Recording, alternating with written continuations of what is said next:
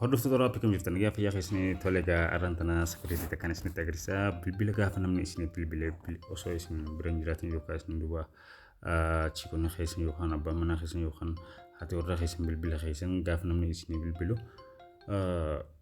bilbila san akka hin agarre yoo godhuu barbaaddan salphatti appilikeeshinii ajaa'ibaa haga isin paatarnii keessan qulfii mataa isaa qaba. Appilikeeshinii kuni qulfii isin afran filattan san keessaa kan isin godhattaniin alatti bilbilli lakkoofsisan beekamuu hin danda'u jechuudha. Talaga hordoftoota kiyyaa appilikeeshinii kana irratti baay'ee gammaddan. Kanaafuu gaa naa waliin tura. Salphatti appilikeeshinii kana gaa argachuudhaaf Google Chrome keessan dhuftanii maal jettanii barreessitan findjob25.com jettanii erga barreessitan kanuma oroo appii gubbaa kan yeroo akka gattuutanii haala kanaan isinii fidaa. Ergasii gaa haala kanaan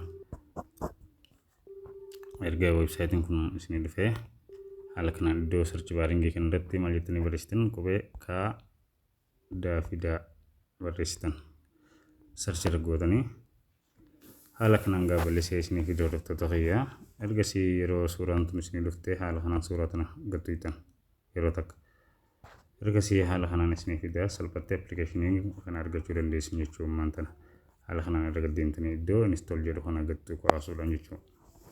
Talaga hordoftoota kiyyaa itti fayyadamni appichaa immoo haala kanaan. Tole hordoftoota kiyyaa erga appilikeeshinicha gabbuufattan haala kanaan donglii kana banuudhaan ibsuudhaan haala kanaan seetingii isin agarsiisaa. Erga seetingii deetan haala kanaan ibsuu qabdan donglii kana. Ergasii mallee haala kanaan donglii ibsuu qabnu nutti agarsiisa. Kosgidaan kajoona yeroo takka ibsina alloo goona. Ergasii haala kanaan bifa nuti bilbilli keenya gaafa bilbilamu ittiin maqaan appichi bilbilamee akka hin mul'anne godhuu barbaannu. Yoo barbaanne paatarniidhaan qulfii keenyaan haala kanaan anamma haala kanaan deebi'ee cufachuu hin danda'a. Ekstra godhuu hin danda'a jechuudha. Kanaafuu gaa hordoftoota kiyya isinis haala barbaaddaniin haala kanaan salphatti isinii dhufa.